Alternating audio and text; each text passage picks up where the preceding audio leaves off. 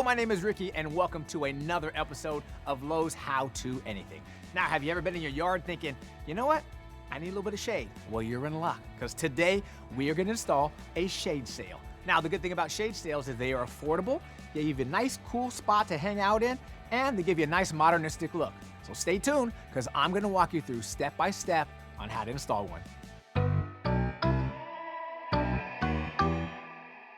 So this is the location that we're going to install our shade sail. Now, shade sails come in a lot of different colors, sizes, and shapes. Now, you'll find many different options at Lowe's. Now, before you install it, you have to take note of the structures around you. Whether there's a tree, there's a part in the house that you can attach it, because the shade sail is under a lot of tension. And every attachment point has to be strong enough to handle it. And this is the part of the house I'm going to attach the shade sail. I'm going to put an anchor on 2 different sides. I'm going to insert a pole in the ground, and I think that's going to be perfect for that triangle shade sail. Now, for this project, we have to do some digging and pour cement. And before you do any digging, make sure you call 811 to check for any underground utilities. So let's measure our space and find out how tall and how big our sail needs to be.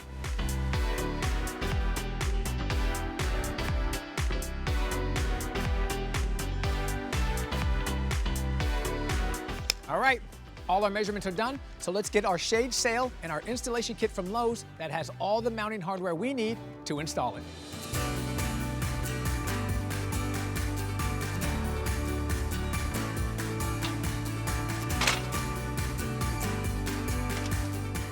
All right, now it's time to attach our shade sail to the house.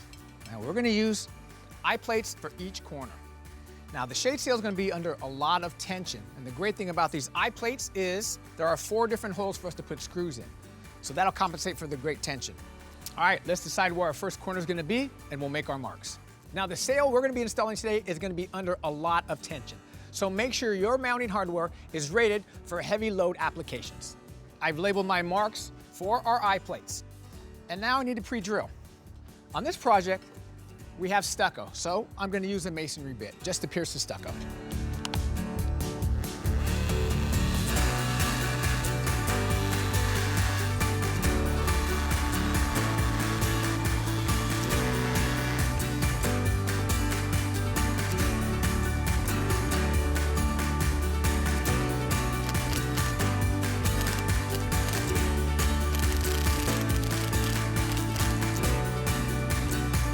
Now it's time to install the corner of our shade sail.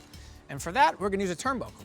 Now the turnbuckle and the eye plate and all the accessories you need come in a kit that Lowe sells for the shade sail. So let's install the turnbuckle. Now the great thing about a turnbuckle is, if you need greater tension, you simply just twist it right there in the center. If you need looser tension, you just turn it the opposite way. And now it's time to install our second eye plate. So what I did is I took my sail, stretched it with the turnbuckle, stretch it really tight to get the tension out so I can mark my spot.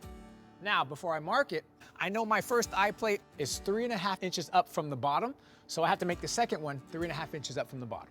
So let's start marking.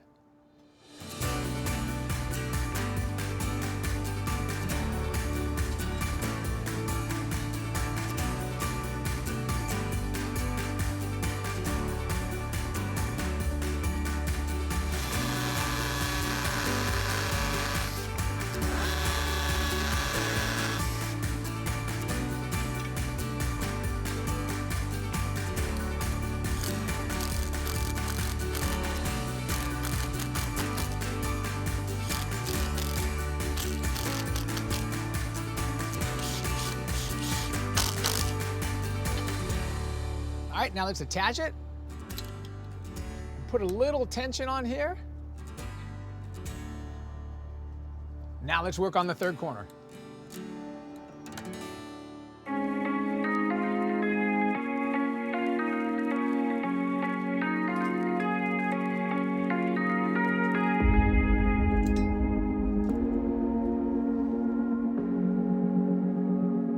And as you can see, we don't have a structure to attach the third part of our sail, so I picked up this pole from Lowe's. Now I attached the turnbuckle to the ring up there, and that's the approximate height we're looking at. Now to put this pole into the ground, we have to cut into this turf, dig a hole, place some cement in there, and then it will be mounted. Now, quick tip. When you're installing that third point, you want to have a slight slope so that rainwater can come down your sail. So we're mounting this into artificial turf, but you may have concrete or regular soil. Now the great part about this pole is it comes with many different options for what you have to install it. And now I'm moving this pole out so I have the same tension, and that's the spot where I'm gonna dig my hole.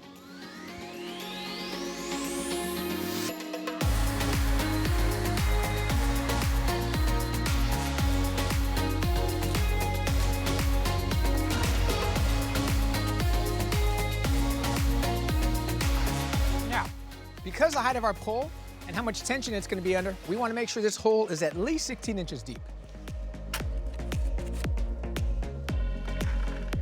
We're all set now to pour our footer. I bought a concrete tube from Lowe's and I cut it the right height for this hole so it sits in there nice and perfect. So once I set the tube in there, I'll take some of the dirt that we removed from the hole and I'll pack it around the outside. And then we'll mix our concrete and fill up the tube.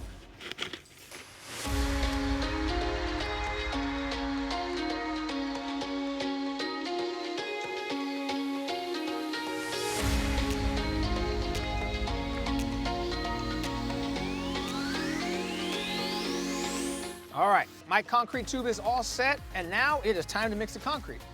Now, what concrete should I use? Good question. We're gonna use fast-setting concrete. This is ideal for posts, and it will harden in about 20 to 40 minutes. So what I'm gonna do is mix this concrete up, pour it into my tube, and then I'm gonna set the post in there and keep it nice and level. Now, another way you can do it is if you have a friend, you can put the post in first and have someone pour the concrete while the other person holds the pole. But I'm by myself today, so let's go mix the concrete. Now for this project, I went and got a heavy-duty single paddle mud mixer. Now the reason why this is better than a drill is because with a drill with an extension bit, you can burn out the motor. But with this, it's made for this project. Now when you're mixing concrete, you want to put a little bit of water first and then the concrete. A little bit of water goes a long way, so be very careful. So let's put water in this bucket and start mixing.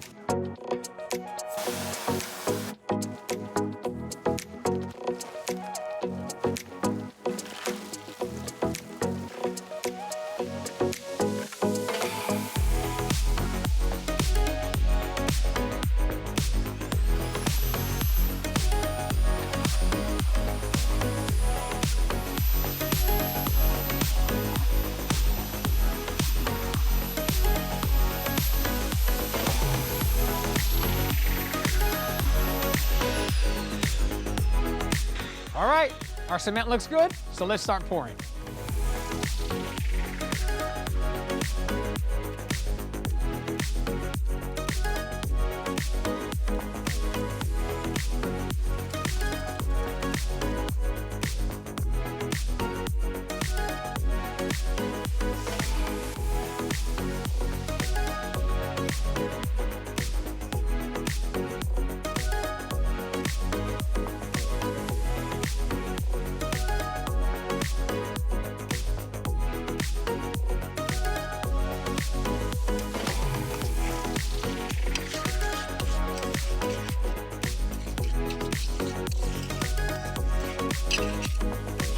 Our concrete is poured and our pole is nice and plumb, but we can't do anything until that concrete is cured, and that's gonna take at least 24 hours. So I'll be back here to help put up that sail.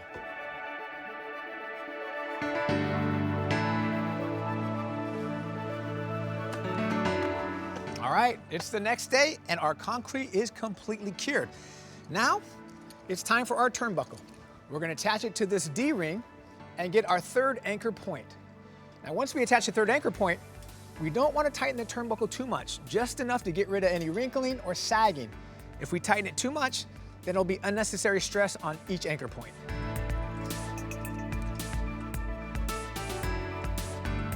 All right, now let's go check the tension on the other two turnbuckles.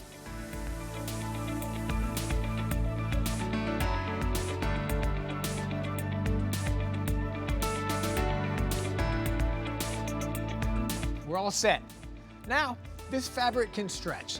So, if that happens, you can come on up here and tighten that turnbuckle again.